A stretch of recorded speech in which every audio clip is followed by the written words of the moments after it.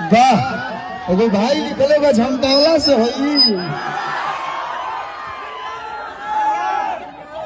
थोड़ा थोड़ा आप लोग पीछे हो जाएंगे, थोड़ा थोड़ा पीछे हो जाएंगे। आज हमारा बड़ भैया, आप लोग के अपन नेता, आप लोग के अपन बेटा,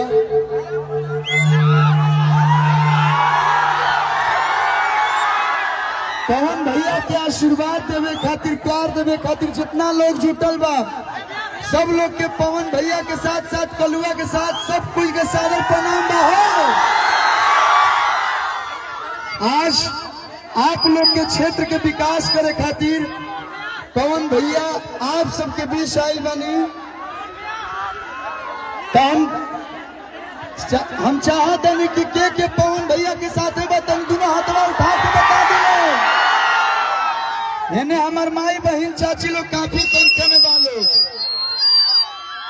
पवन भैया के वोट दिया ही ना, भुलाए के नहीं खे, नहीं के उनके बहकावा में आवे के बाद चुपचाप कैची छाप जिंदाबाद, पवन भैया जिंदाबाद। है जोन मुस्कुराहट आप लोग के चेहरा पे लौकता, ये खुशी जोन आप लोग के आज चेहरा पे लौकता, एक बार खाली हाथ जोड़ के निवेदन करता नहीं जा, एक बार मौका दे दिलो, वादा करता है पवन भैया कि 5 साल आप लोग के चेहरा पे हमेशा खुशी रही। हमारे युवा नौजवान भाई का हो भैया, 1 तारीख के कहवा बटन दबाई वालो, 5 छापा रउआ लोग आशीर्वाद देव लोग नो। देखी रउआ लोग अपन प्यार देनी भैया लेके गाए में, हमने की इंडस्ट्री में सब लोग कहला कि सबसे बेस्ट सिंगर के, सबसे बेस्ट हीरो के 2 लड़ाई लड़ ले भैया, एक बारी तीसरी बारी लड़ते रहे। तो आप लोग का हम लोग की सबसे बढ़िया सांसद के, आपका नेता कैसा हो, आपका नेता कैसा हो। अगर काराकाट में बढ़िया रोड बनाना है तो कैंची पे बटन, यहाँ पे हॉस्पिटल बनाना है तो कैंची का बटन, विश्वविद्यालय बनाना है तो कैंची का बटन, और कलुआ के साथ पूरा भोजपुरी इंडस्ट्री को यहाँ पे फिल्म कराना है तो कैंची का बटन, कैंची का बटन 12 नंबर पे निवेदन करे तनी हाथ जोड़ के।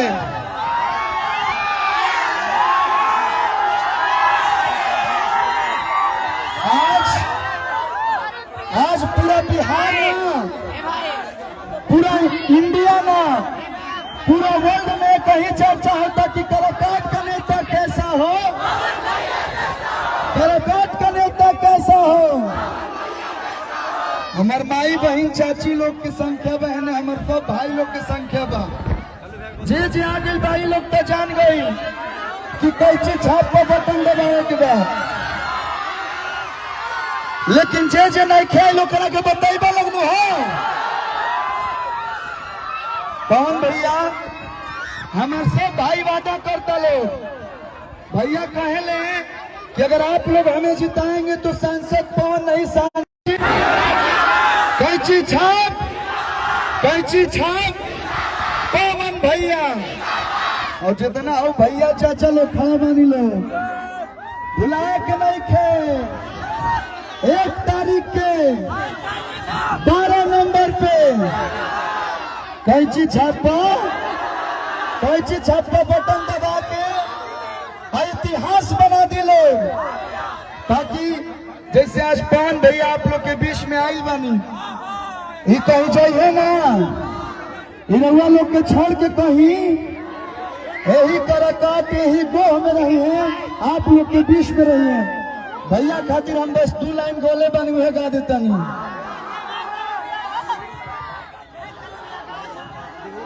कि युवा लोग के सुने खातिर बात आइल बारे, माथ के नवाई जोड़ी हाथ आइल बाड़े। और देखी भैया सामने बनिए से ना आज कलुआ है मंच पगावता तो सबसे बड़ा सहयोग हमारे पवन भैया के बन। जब हम हती चुकी रही तब ले हम कहीं ना कि हमार गुरु। और आज हम अपना आप के सौभाग्यशाली मानतनी कि रउआ चुनाव लड़तनी और रउआ चुनाव में हम गाना गौनी एक बड़ सौभाग्य कलू खातिर और कुछ ना हुई। आज हमार गायकी सफल हो गई यही से कहा तनी कि युवा लोग के सुने खातिर बात आइल बाड़े। माथ के नवाई जोड़ी हाथ आइल बाड़े। और आप लोग साथ में गाइए ताकि पवन भैया को लगे कि सब भाई लोग साथ में बोलो कि करी जब विचार पंदी सब प्यार लड़े खातिर पवन भैया लड़े खातिर पवन भैया लड़े खातिर पवन भैया वोट मांगे पवन भैया।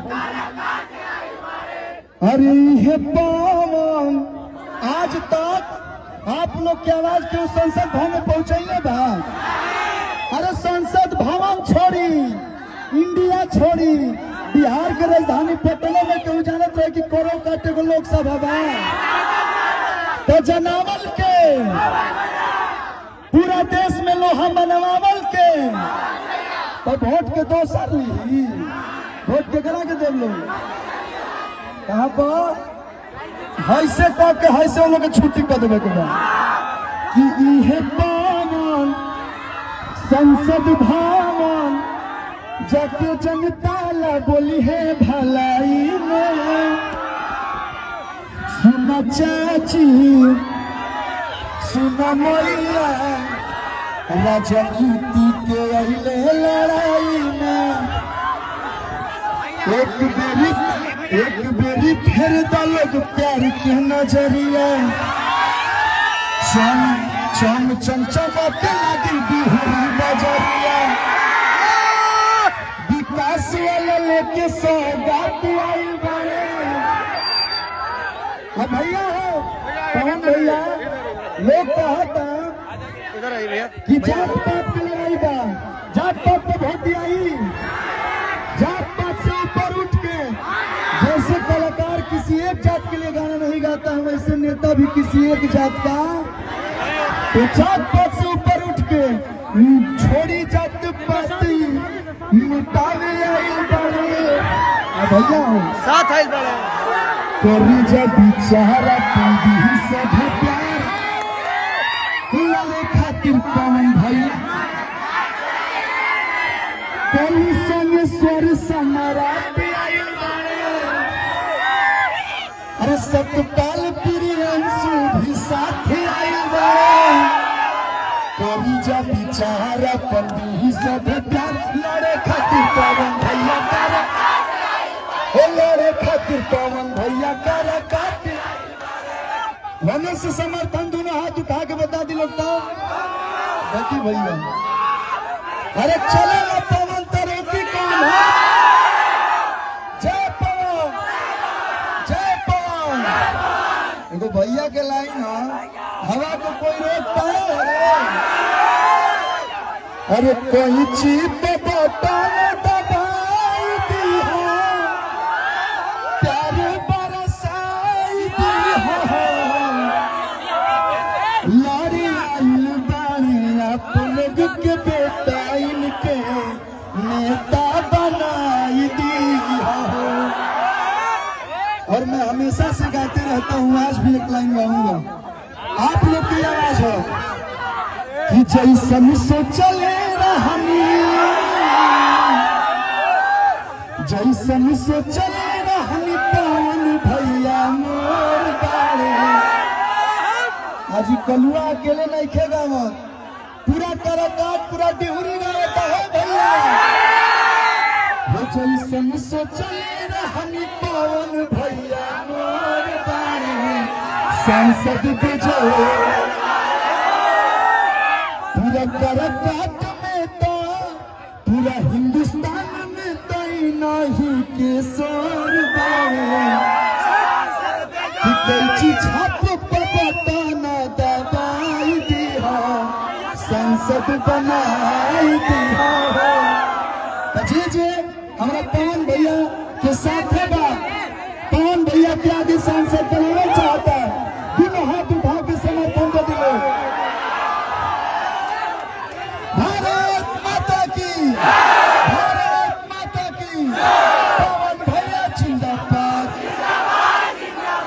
पवन भैया जिंदाबाद, कैची छाप जिंदाबाद।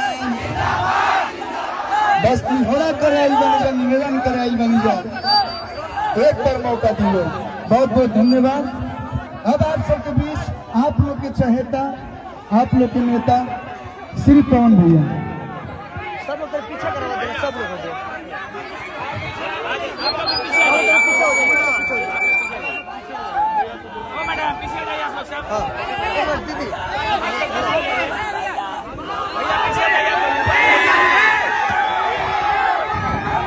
सबसे पहले जमीन पे छत पे हमार माई या बहन आइल बाड़ी जा, और सामने हमारे नौजवान भाई ललकार रहे हैं। मंच के बाएं साइड में हमारे जितने बड़े बुजुर्ग हैं, चाचा है, भैया है, भाई है, सबके पवनवा पैर छू के प्रणाम करता है कि ताली बजा के आशीर्वाद देता जाए। क्या बात है ये।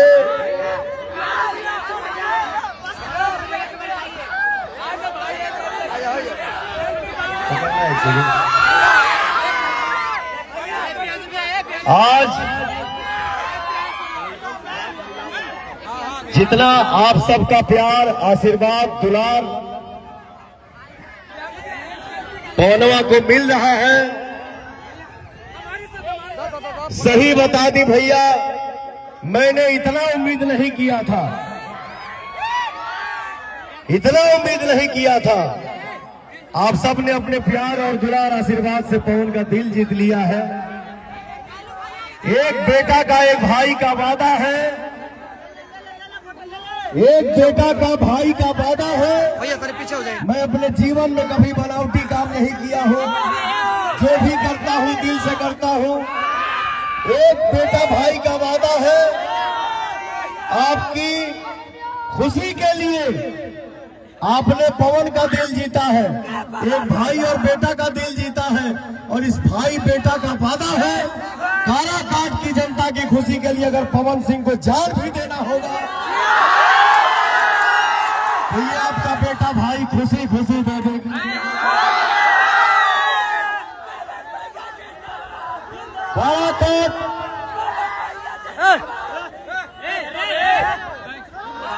हमारे भैया गली गली गांव गांव में पवनवा घूमत आए भैया। हमार दादा दादी भाई भैया चाचा हमार माई बहन हाथ में केहू आशीर्वाद के रूप में हमके देता 100 200 500 और बोला था बेटा भाई विजय भवा।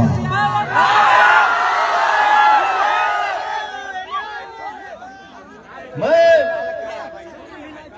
इतना बता दूं, मैं जब पहली बार ट्वीट किया था तो एक भाई ने कमेंट किया कि भैया आप चुनाव लड़ रहे हैं। मैंने दिल्ली जब इंटरव्यू दिया था तो वहां पे बोला था चुनाव लड़ूंगा ये तय है क्योंकि मेरी मां का आदेश है। मैं कहीं भी शूटिंग करता था, कोई मीटिंग करता था, हमारे नौजवान भाइयों में से कोई भाई आता था, बोलता था गुलदस्ता देके सांसद जी बधाई हो, सांसद जी बधाई हो। फिर मैंने अपनी माँ से बात किया तो हमारे भाई कह दिया अरे पवनवा 19 में ही तुम चुनाव लड़ने वाले थे, नहीं लड़े।